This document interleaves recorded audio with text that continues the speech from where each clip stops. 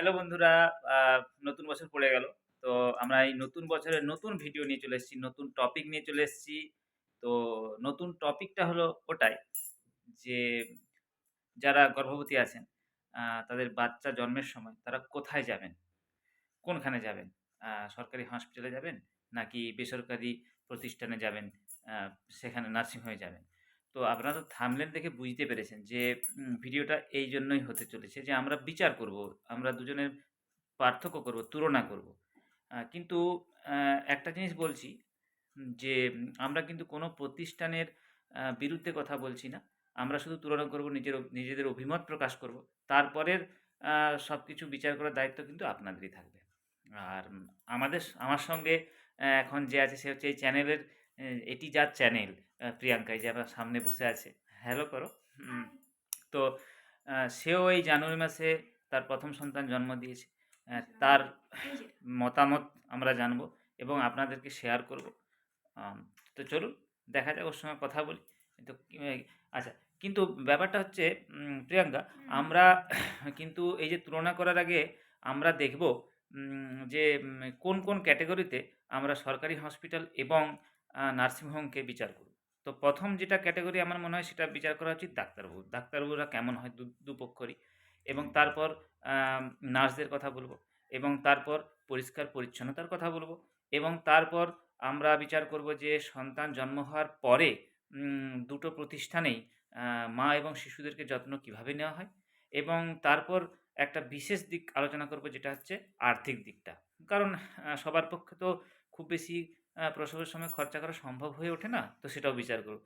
তো প্রিয়াঙ্কা, তোমার কাছ থেকে এবারে শুনতে চাই যে তোমার তো এই যে শিশুর জন্ম হয়েছে আ জানুয়ারি মাসেই।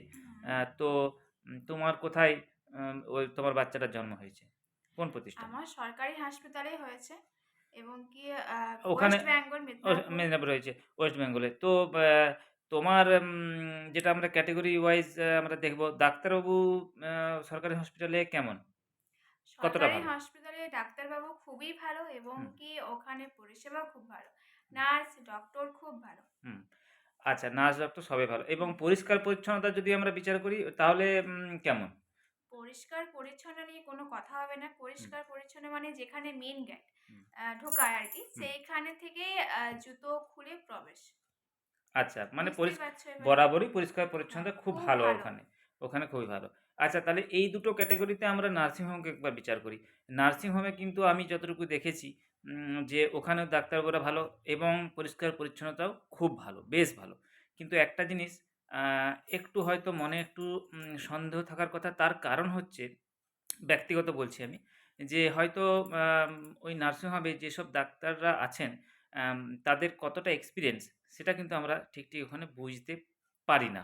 অনেক নার্সিংহোমে খুবই ভালো, হুম। ঠিক আছে। কিন্তু সমস্ত নার্সিংহোমে যে খুব ভালো ডাক্তাররা আছেন সেটা কিন্তু আমরা বলতে পারি না। আচ্ছা, তারপরে যে ক্যাটেগরিটা আমরা দেখব সেটা হচ্ছে যে প্রসব পরবর্তীকালে আ মা এবং শিশুর যত্ন সরকারি হসপিটালে কেমন হয় প্রিয়াঙ্কা?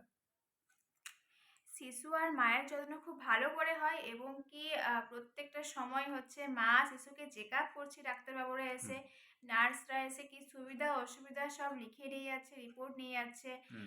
খুবই ভালো ডাক্তার, নার্স ব্যবহার, কথাবার্তা এবং কি তাদের আ যে পরিষেবাটা খুবই ভালো। সরকারি হসপিটালে আগেকার দিনে শুনতাম যে সরকারি হাসপাতাল মানে অবহেলা। হুম, কিন্তু এখনকার দিনে সরকারি হাসপাতাল মানে বিশাল ব্যাপার। হুম। মানে বিশেষ করে যারা মা, মা শিশু তাদের জন্য খুবই ভালো।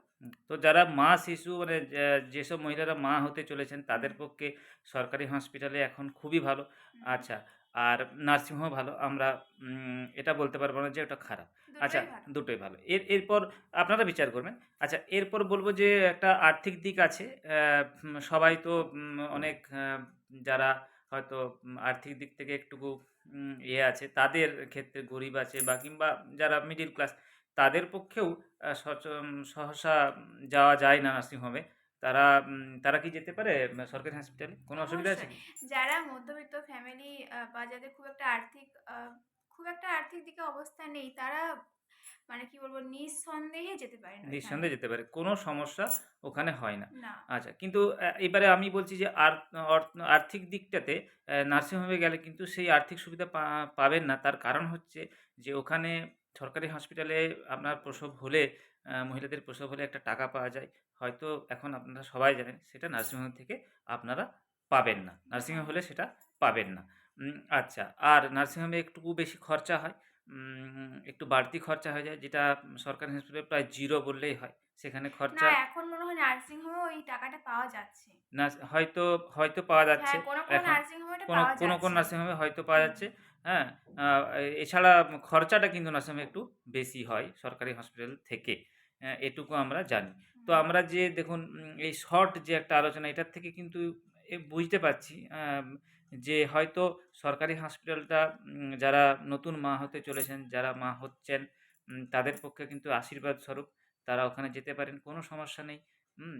তো আপনারা এবারে বিচার করবেন যে এই দুদিকের থেকে আপনার কোন দিকে যাওয়া উচিত, এবং কমেন্ট করবেন যে কিন্তু সরকারি হসপিটালে দুজনেই ভালো থাকবে। মা, শিশু দুজনেই ভালো থাকবে। দুজনেই ভালো হুম, থাকবে। কোনো অসুবিধা হ্যাঁ, নেই। তো আপনারা এটা তো শুনলেন, আমাদের আলোচনাটা শুনলেন।